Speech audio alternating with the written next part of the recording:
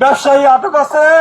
ওনাদের ব্যাপারে উনি আমার সামনে, আমাদের প্রতিনিধি দলের সামনে বসেই বারবার তেজগাঁও থানার ডিসির সাথে কথা বলেছে, আশ্বস্ত করেছে ছুটানোর ব্যাপারে। ভাই সবাই এক লগে করতে পারেন, সব ছাত্র এক লগে।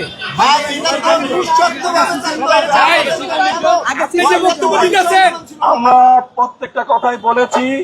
আমাদের 46 জন ভাই পরশুদিন গত 4-5 দিন আগে অ্যারেস্ট হয়েছে এবং অজ্ঞাত 5 থেকে 600 লোকের অজ্ঞাত আসামি করা হয়েছে।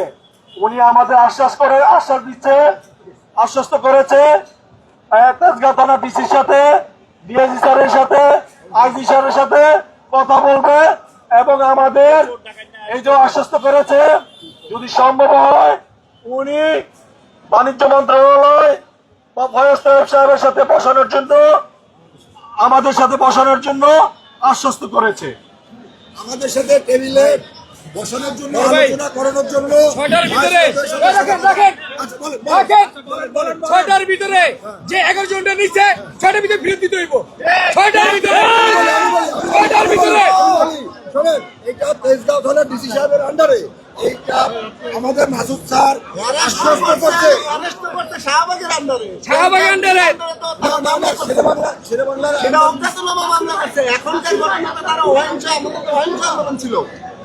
আমার নাম, আমি একজন সাধারণ ব্যবসায়ী, মোহাম্মদ নাসিরউদ্দিন আমার নাম।